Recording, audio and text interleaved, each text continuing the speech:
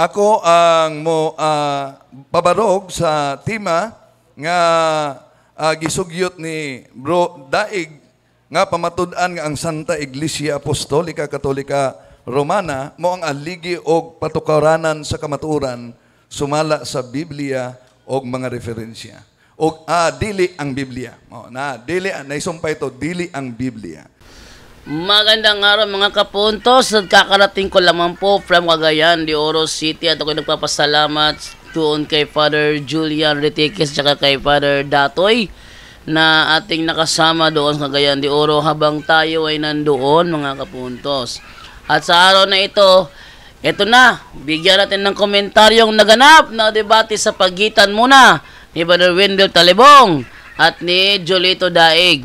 Pero bago muna yan, sa mga bago pa po sa aming channel, please po don't forget to hit the subscribe button at the notification bell para maging notified kayo sa bawat video na ilalabas ko sa channel na ito. At huwag nyo din pong kalimutan na i-hit po yung like button para naman po malaman naman ni YouTube na nagustuhan ninyo ang video kong ito. Kaya huwag na po nating patagalin, simulan na po natin.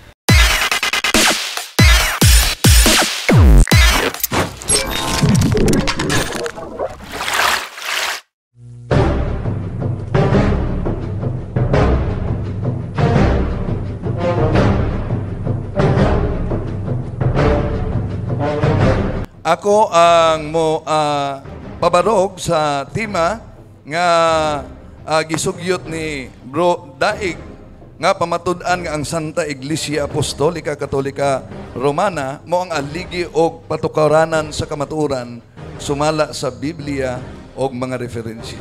Og dili ang Biblia. Dili naisumpay to dili ang Biblia. Sumala sa Biblia referensya. Yan po, napakaliwanag po ng tema na natitindigan ni Brother Wendell. Tandaan po natin na si Jolito Daig po ng Seventh-day Adventist ang may gusto na yon ang gawing topic. Siya yung nagsimula ng bakit nangyari yung talakayang yon. At siya ang gumawa ng paksa, si Jolito Daig. At si Brother Wendell ay gusto lamang niyang patindigin sa kanyang paksa. At kahit na may negative form, napilitan na lang sa Brother Wendell na tanggapin yung baka kasi umatras, no? Dahil hamon ng hamon, baka kasi umatras. Kaya pinagbigyan na lang ni Brother Wendell na lagyan ng negative form ang affirmative na statement. Kaya ating pakinggan ng mga summary of points sa nangyaring talakayan. Una, gamito nato ang Biblia nga may logo sa Seventh-day Adventist, butangan man nilag logo, sa unang Timoteo Kapitulo 3, versikulo 15. Kon malangan man o galing ako, ikaw mahibalo, unsaon paggawi, diha sa sulod sa panimalay sa Dios, nga mao ang iglesia sa buhi nga Dios ang haligi o panalipod sa kamatuoran. Ayan po mga kapuntos, kitang-kita, kuhang-kuha, Biblia pa mismo na may logo ng Seventh-day Adventist Church ang binasa ni Brother Wendell, kung saan sa unang Timoteo 3:15 napakaliwanag na iglesia ang siyang haligi at saligan ng katotohanan. Ang iglesia, dili ang Biblia. Nganong dili ang Biblia? Kay ang Biblia, dili maong iglesia. Ayan po, napakaliwanag po, ini-emphasize po ni Brother Wendell Talibong na sa mismong Biblia na may logo ng Seventh-day Adventist Church, maliwanag ang sinasabi sa unang Timoteo 3:15, ganito: apan kon ako malangan og dugay, aron masayran mo kung unsa ang paggawi sa mga tao sa balay sa Dios nga mao ang iglesia sa Dios nga buhi, haligi patukuranan sa kamatuoran. Kung atin niyang babasahin sa wikang Tagalog ay ganito ang sinasabi: upang kung hindi man ako makarating agad ay malaman mo kung ano ang dapat na maging ugali ng mga tao sa sambahayan ng Diyos na buhay sa iglesia na haligi at saligan ng katotohanan. Napakaliwanag po sa talatang ito ng iglesia ang siyang haligid sa liga ng katotohanan. At gaya nga ng sabi ni Brother Wendell, ang iglesia ay hindi Biblia dahil ang Biblia ay hindi iglesia. Ang iglesia, dili ang Biblia. Nganong dili Biblia? Kay ang Biblia, dili maong iglesia. Kaya sa parteng ito, napapatunayan na ng iglesia nga ang siyang haligid sa liga ng katotohanan. At dahil ang iglesia ay hindi Biblia, napatunayan na rin na hindi nga Biblia ang siyang haligid sa liga ng katotohanan, kundi iglesia. Kaya ang malaking tanong, kung ano ang iglesyang ito? Yan nga sinasabi, ito ay napunta talaga sa true church, no? Ang iglesyang yan, ano ang iglesyang yan na siyang haligid sa liga ng katotohanan? Ituloy natin ang video. Kining mabasa sa ilang libro, ang iglesia ba ang haligig sukuranan sa kamatuoran? Seventh-day Adventists believe. Nag-ingon sa pahina 140, the church as the pillar and foundation of the truth. Unsa di ay ang pillar and foundation of the truth, bisan sa ilang libro, simbahan. Wala nag-ingon, church and the Bible. Ayan. So, kitang-kita na maski sa kanilang aklat mismo, sa kanilang official fundamental belief, sinasabi na ang church ang siyang pillar and foundation of truth. At alam natin na ang church ay hindi Bible. Ba't ka pa kasi kumukontra, Jolito? Ang kanila niya mismong libro ng Seventh-day Adventist Fundamental Belief, umaamin naman. Ba't mo pa kasi kinokontra? Official na aral nyo yan. Karon, unsa mang simbahana kanang giingon nga pillar and foundation. Kini dili ni Katoliko baya pwede ma-examine nila nga mga gipanggamit namo kay igno na puntag tampered. Dahil ni Katoliko, pwede niyo makita na naa sa kuan. Okay. Sa unang Timoteo, Kapitulo 3, versikulo 15, unsa man nini ang simbahana nga pillar and foundation of the church. Nag-ingon din the whole Catholic Church is the pillar and ground of the truth. Unsa di ko no? The whole Catholic Church is the pillar and ground of the truth. Ayun po mga kapuntos, so konfirmado po. Ano nga yung temong patutunayan? Patutunayan ni Brother Wendell Talibong na ang Roman Catholic Church ang siyang haligi at saligan ng katotohanan, hindi ang Biblia ayon sa Biblia at mga referensya. Ako ang pabarog sa tema nga gisugyot ni Bro Daig nga pamatud-an nga ang Santa Iglesia Apostolika Katolika Romana mo ang aligi og patukaranan sa kamatuoran sumala sa Biblia og mga referensya. Og dili ang Biblia. Dili naisumpay to, dili ang Biblia. So napatunayan na ba ano yung church? Ano yung pillar and ground of truth? Ayon sa aklat ng SDA, yung church. Seventh-day Adventists believe. Nag-ingon sa pahina 140, the church as the pillar and foundation of the truth. Ano yung pillar and ground of truth ayon sa Biblia? Yung church, hindi Biblia. Pangalawa, yung church na ba yun? Na ground and pillar of truth, yun ba ang Catholic Church? Binasa na, bago lang, Catholic Church.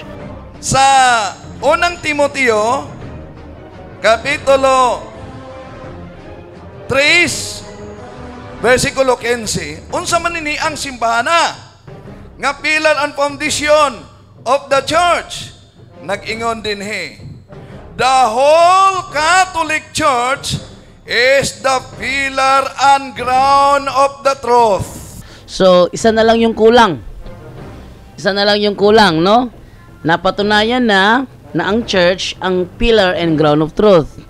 Napatunayan na yung church ay ang Catholic Church. Napatunayan niya na yung Biblia hindi siyang haligit sa liga ng katotohanan. So tatlo na ang punto ni Brother Wendell, tatlo na. Isa na lang yung kulang. Kung yung Catholic Church na yon na siyang ground and pillar of truth, yun ba ay Roman Catholic Church? Tuloy natin. Ang Catholic Church ba nga gipamutud-an bisan sa ilang gasita o sa ilang magasin, dili ba na siya ang Roman Catholic Church? Sa The Great Controversy sa luyong bahay na Aninia na ay mabasa na Catholic Church.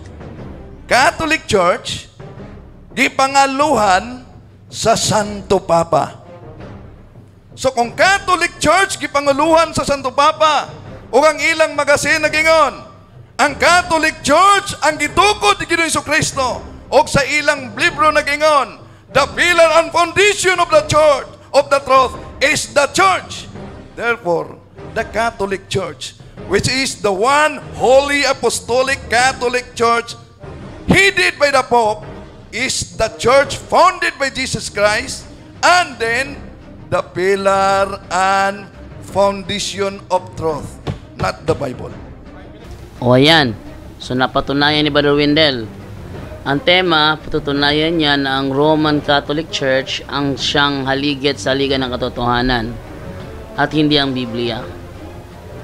Napatunayan ni Brother Wendell sa naturang debate na ang iglesia ang siyang haligit sa liga ng katotohanan. So kung iglesia ang siyang haligit sa liga ng katotohanan, hindi yan Biblia. Dahil ang Biblia hindi naman siya iglesia. 1 point. Pangalawa, napatunayan sa kanyang tema na ang iglesia siyang haligit sa liga ng katotohanan, hindi ang Biblia. Kailangan lang patunayan naman na yung Catholic, yung iglesyang yun ba ang Catholic Church? Napatunayan din. Ano ang ginamit?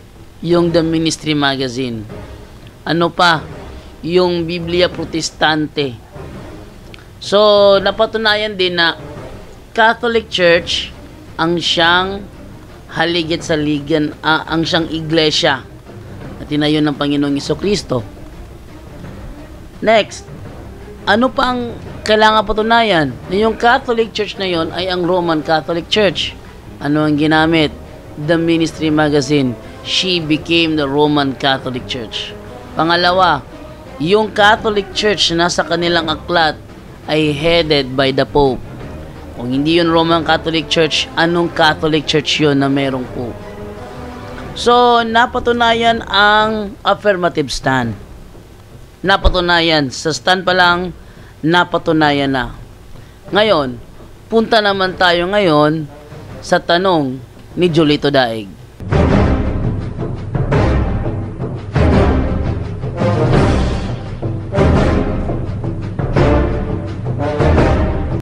Agkol Talibong. Una na kong pangutana. Sa tanang referensya nga imong gigamit, nag-mention bilha, gilitok ba diha nga dili ang Biblia mo isukaranan sa kamaturan? Yes or no? Yan. So, ang unang tanong ni Julito Daig ay kung minention ba sa referensya ni Brother Wendell Talibong na hindi ang Biblia ang siyang haligit sa liga ng katotohanan. Ang binasa ni Brother Wendell ayon sa kanilang sariling aklat, ang iglesia ang siyang haligit sa liga ng katotohanan. Seventh-day Adventists believe, nag-ingon sa pahina 140, the church as the pillar and foundation of the truth. At dahil ang iglesia ang siyang haligit sa liga ng katotohanan, therefore, hindi yan ang Biblia. Kasi ang iglesia ay hindi naman Biblia. Unsa di ay ang pillar and foundation of the truth, bisan sa ilang libro, simbahan. Wala nag-ingon, church and the Bible. Pakinggan natin kung paano yan sinagot ni Brother Wendell Talibong. Niyan tubak. Niyan tubak. Kilitok ba sa referensya? Why mabasa letra por letra sa referensya? Pero tinaw nga nag-ingon nga ang simbahan, ang pillar and foundation of the truth, dili Biblia. Yun, so napakatibay ng pagkasagot ni Brother Wendell. Sinasabi ng kanilang libro na iglesia ang siyang haligit sa liga ng katotohanan. At alam naman natin na pag sinabing iglesia, yan ay mananampalataya. At pag yan ay mananampalataya, hindi yan Biblia. Kasi ang Biblia, libro. Ang Biblia, libro. Ang iglesia, tao.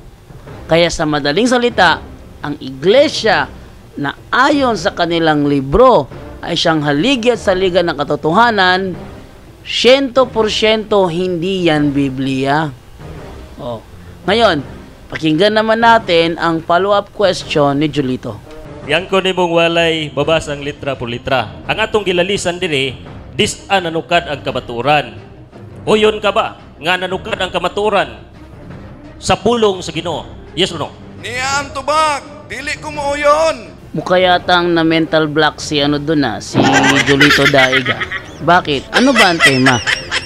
Patutunayan ng Iglesia Katolika Apostolika Romana ang siyang haligit sa liga ng katotohanan, hindi ang Biblia.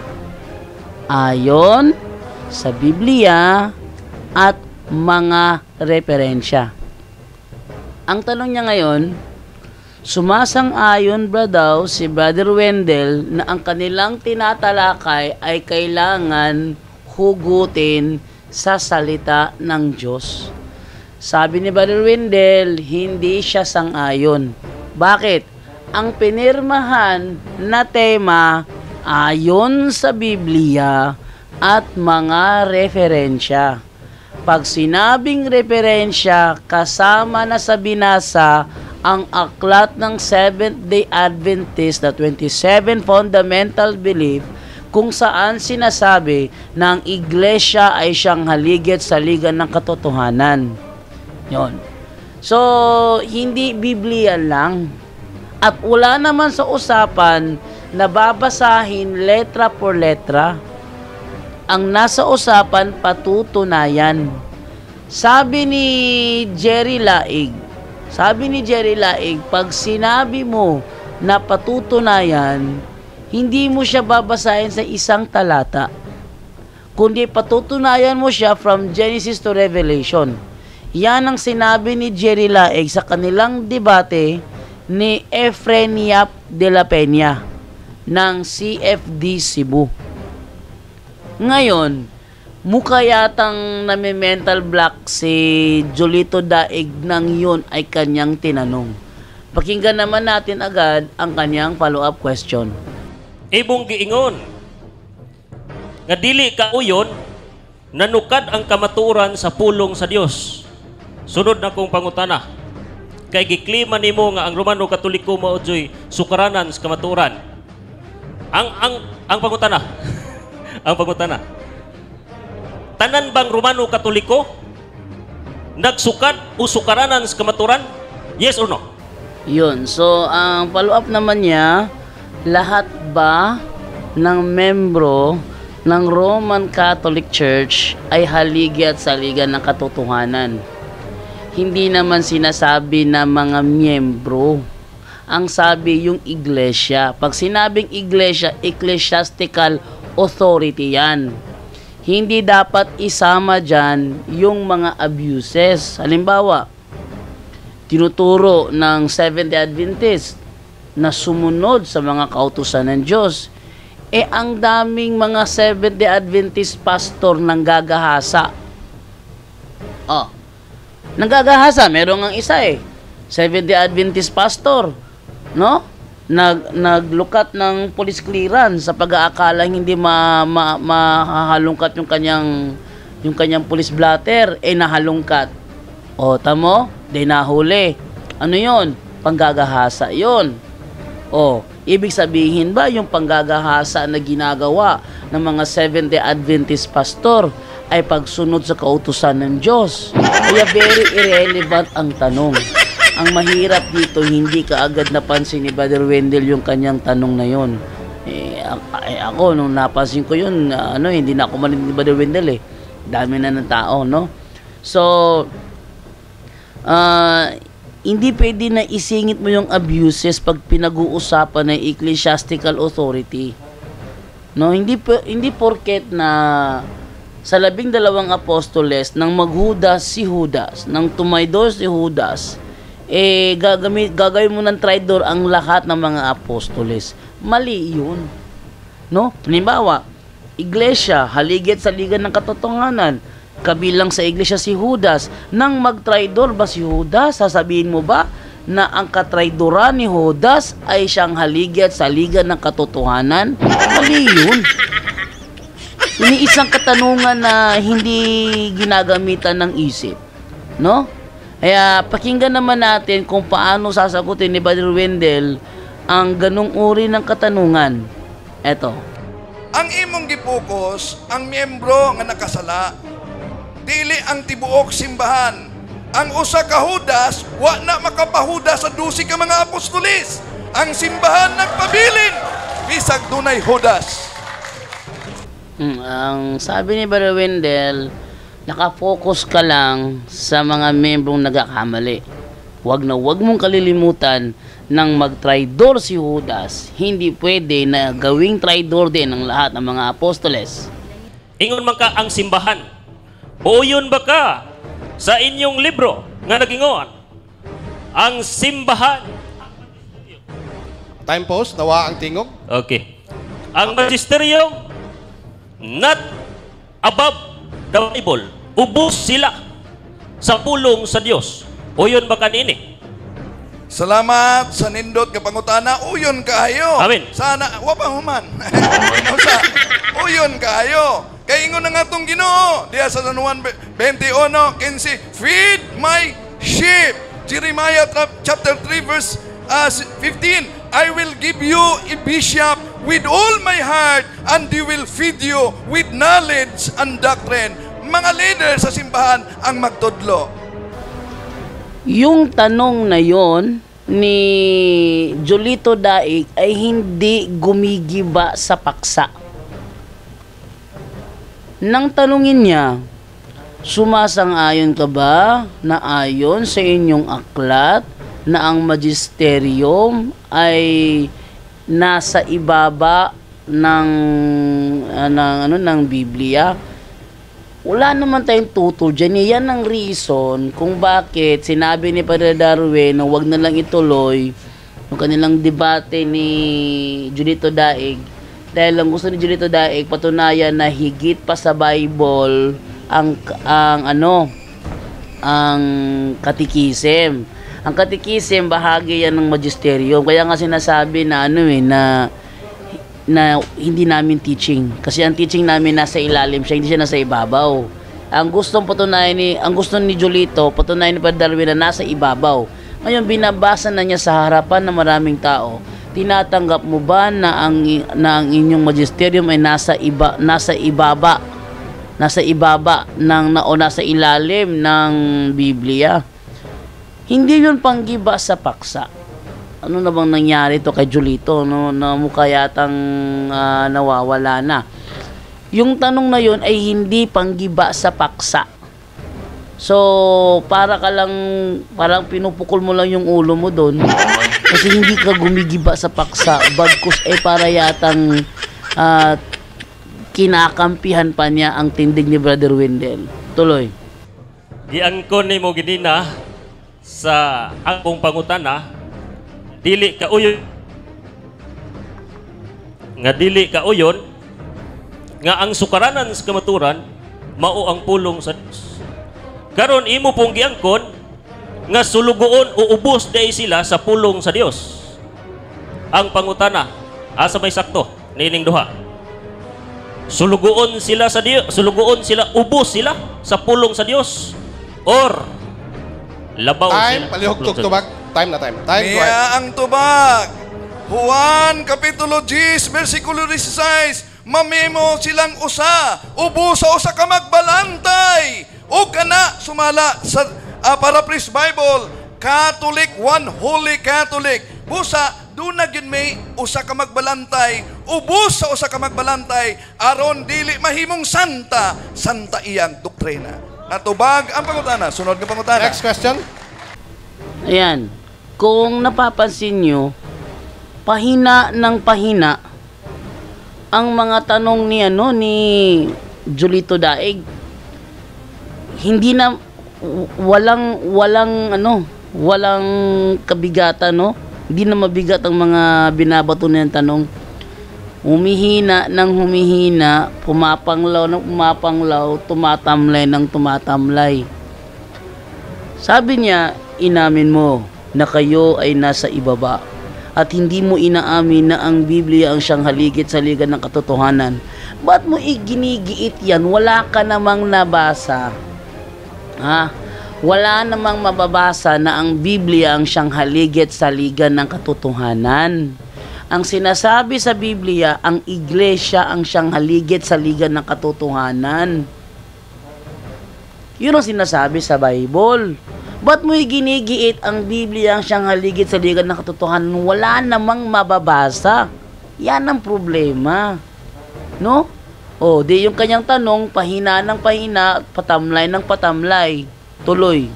Sa unang Timoteo 3:15, imong gigamit nga ang iglesia pillar and ground of truth.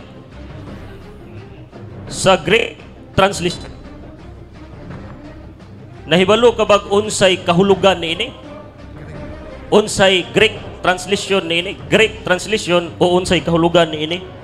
Well, wala na ako ang Greek karon. Pero bisag wala na ko ang Greek karon, ang inyo mismong Bible nag-ingon og bisan ang inyong pangita ko sa Greek.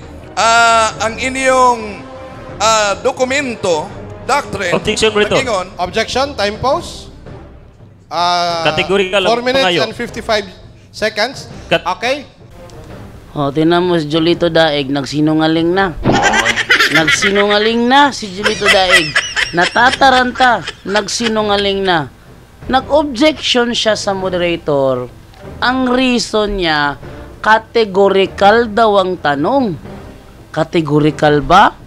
Ulitin nga natin kung categorical ang tanong niya. Nahibalo ka bag unsay kahulugan niini? Unsay Greek translation niini? Greek translation o unsay kahulugan niini? Well, wala na ako ang Greek karon. O, kita nyo? Nagsinungaling. Hindi categorical lang tanong.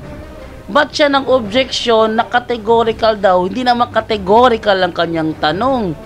Yan ay isang palatandaan na natataranta si Julito Daig at hindi na niya alam ang gagawin niya. Kumbaga, para siyang napasubo na lang. No? Nag-object siya, categorical daw. I-review natin, hindi naman categorical. Ulitin natin kung categorical ba. Nahibalo ka bag unsay kahulugan niini? Unsay Greek translation niini? Greek translation o unsay kahulugan niini? Well, wala na ako ang Greek karon. Tamo, nungaling talaga. Nungaling talaga si Julito. Hindi categorical yun. O di nataranta na nga. O, tuloy natin. Bisan pa ug unsa man ang Greek, dili na makabugto sa inyong libro nga nag-ingon, the church is the pillar and foundation of the truth. Time. Next question. Yan. Eto ngayon ang malaking dilubyo sa buhay ni Julito. Ha? Napakalaking dilubyo nito, ano? Bakit niya kasi parang kinukontra yung kanilang sariling libro? Ha? Sinabi na nga ng kanilang mismong libro na ang church ang siyang pillar and foundation of the truth. Ginigiit mo pa rin yung Biblia. Hindi naman church ang Biblia. Oh, kanyo, sariling aral nila, kinokontra. Fundamental belief yun. Pag sinabing fundamental belief, official teaching yun. Kinokontra ni Julito. Ano ba naman nangyari sa taong ito? Tuloy. Nahibalo ka, ingon man kag nahibalo ka. Uyon ba ka sa Greek nga pagagamit diha. Gitawag na siya og hidrayuma, meaning support. Dili siya sukaranan, kundi support lang siya. Uyon kaaning pagahubara o supak. Hala. Ano na nangyayari kay Julito? Mukha yatang gumagawa na siya ng paraan. Desperado na masyado. Kahit gibain pa niya ang sarili nilang fundamental belief. Ginigiba niya ang kanilang sariling fundamental belief para lang paboran ang kanilang maling unawa. Naku, ano na nangyayari sa taong ito? Naku. Sariling aral, kinokontra na. Tuloy natin, paano sagutin ni Brother Wendell yan? Dili ko mooyon sa inyong hubad. Nga naman, kay kung dili na mao nga support lang og di foundation, di sayop ang inyong libro. Ang inyong libro nagingon. Unang Timoteo, Kapitulo 3, versikulo 15, the church is the pillar and foundation of the truth. Ayan. Nabilaukan ka doon. Ba't kasi ginigiit eh? Ba't kasi kinokontra? Sarili nyong aral, dapat sana pinapaboran mo pa. Ba't kinokontra mo, Julito? Nako, yan na. Sa first round na tanungan portion sa talakayang ito, hindi ginigiba ni Julito Daig ang ano ni Brother Wendell, tinitindigang paksa. Di niya ginigiba. Bagkos yung kanyang mga ibinabatong tanong ay sobrang tamlay. Dito nyo makikita na parang walang kaya ng SDA ngayon Di yata nakapag-agahan o di yata nakapagtanghalian. Sobrang tamlay. Kung sa suntok pa, wala nang lakas. Yan ang nangyayari sa debating ito sa kay Julito Daig. So, ituloy natin yung kanyang katanungan. Ang imong kamaturan nga giingog simbahan, makabarog bagway Biblia? Eto ngayon, tanong ni Julito. Yung sinasabi mong katotohanan, sabi mong iglesia na siyang haligit sa liga ng katotohanan, sila ba ay makakatindig ba ng walang Biblia? Pakinggan natin kung paano yan sagutin ni Brother Wendell. Dili ba makabarog ang simbahan kung walay Biblia? Well, ang simbahan, produkto niya ang Biblia. Ug matod pa sa inyong libro, the foundation and pillar is the church. Dili Bible. Kay ang Bible, produkto sa iglesia. Dili ang iglesia, produkto sa Biblia. Yun, so mukha yatang hindi lumusot yung akala ko lulusot na yon. Hindi yata lumusot yung technique na ginawa ni Julito. Naturo ng kanyang profesor na si Condino na pinalagpas ko. Ay, hindi pala pinalagpas. Kasi nung una, pinalagpas ko dahil kay Jerry. Pero pangalawa, binagsak ko na. Straight to the point. Okay, so atin ang pakinggan ang follow-up ni Julito kung meron pa. Okay. Giyang ko nimo nga ang simbahang Romano Katoliko dili kabarog kung way Biblia. Sa wala panamugna ang Romano Katoliko 333 AD. Ang kunon ba nimo nga aduna nay kamaturan? Yes or no? Niya ang tubag. Sayop ang pangutana. No kung. Yun, ang tanong ni Julito Daig, sinagot ni Brother Wendell ng no. Dahil mayroong mali sa katanungan. Pero si Julito Daig nag-object dahil ang sabi niya hindi daw sinagot yung categorical. Pakinggan natin kung anong sinabi ng mga moderator. Objection, monitor. Objection, go ahead. Objection Ayang time. oras. 1 minute and 18 seconds. Bro, objection, go ahead. Nagkomentaryo man siya siyang tubag o niya wa man sinaagig moderator. Wa po sin object, nahurot ako oras. Ang ako karon Moderator, nga kadali wa lang. siya ni tubag po categorical. Kadali lang. Nitubag siya no. No. Nakadungog ka sa pagtubag? Nakadubag ka? Wala ka kadungog sa tubag nga no. Wala siya nagkomentaryo, nagtubag siya kategorikal. Iyang gigamit ang iyahang 30 seconds. Wala, moderator kadtot lang kay ang iyang giingon sayop ang pangutana. Bot pa sa bot wa siya ni tubag og no. Moderator's time. Nakadungog ang moderator 1, nakadungog ang moderator 2, nakadungog ang moderator 3. Ikaw ray wa kadungog. Nitubag siya, no. Okay? Kadot lang mo dito, si Tulo na ko. Nganong mo komentaryo man siya sayop ang pangutana kung nitubag siya, no? Moderator's time. Paminaw.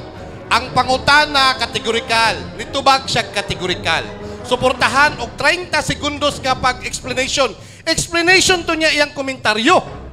30 seconds mo nang nagdagan iyang oras.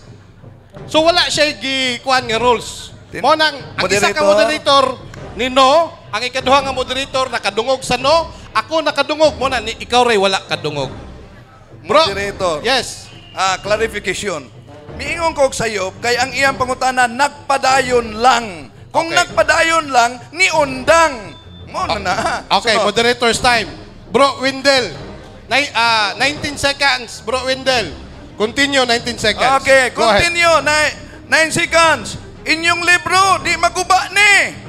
The pillar and foundation of the truth is the church.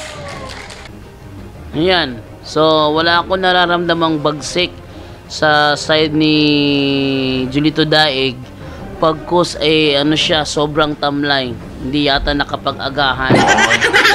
O di kaya ay hindi rin siya nakapaghapunan. O di kaya hindi rin nakapagtanghalian. So, tamlay si ngayon, si Julito. Matamlay siya sa debating ito. Walang mabibigat na mga patama, no? Walang mabibigat na mga patama. Kaya nararamdaman naman, napapanood naman no? Paubusan yung kanyang oras. So, ang ating talakay ngayon, ito lang munang first cross-examination at mamaya naman yung second stand at second cross-examination. So, ituloy natin ang video. Ingon manggod ka ang atong gidibatihan, sukaranan, buot pasuot, diha nagsugod. Ang akong pangutana, kung sawa pa na tukod ang Romano Katoliko, naa na ba'y kamaturan, ingon kag sayop, ingon kag no. Uyon ba ka, nga nasipyat kag akong mapamatudan, nga ang kamaturan, naa na, sawa pa na tukod inyong sibahan. Next question. Last final answer. Go ahead. Okay. Niya ang tubag sa pangutana, uyon ba ko nga kung iyang mapamatudan nga naa na ang kamatuoran kung wala pa ang simbahan, di ko mooyon. Nga naman, libro ninyo mismo nagingon, the church is the pillar and foundation of the truth. Unsa ang tinuod nga simbahan? Inyong libro nagingon, Katoliko ang iglesia. Swerte, dili sa badista. Okay. Daghang salamat, Brother Windel Talibong, sa mga mainitong tubag. Gikan sa mainitong pangutana sa itong igsuon nga si Brado Daig. Ayan. Pati tuloy ako na namlay sa kakapakinig sa tanong. Ayan So, based sa ating nasaksihan, iniisa-isa natin para talaga ma-review yung buong debate, talagang mabigyang linaw, ma-review ng malinaw, at based sa aking naobserbahan ay hindi talaga siya nagtatapon ng mga mababagsik na mga katanungan, bagkus sobrang tamlay. Tamlay talaga masyado ang mga katanungan ni Julito Daig. So yun po ang first affirmative stand and first cross-examination, at mamaya-maya konti doon naman tayo sa sa negative stand at second cross-examination. So ito po si Jando Alabado, nagsasabi po sa inyo na kapag sa larangan ng katotohanan, ito ay kailangan nating alamin, isa-isahin, punto por puntohin, straight to the point. Straight to the point. At paalam na po sa inyong lahat. Bye-bye.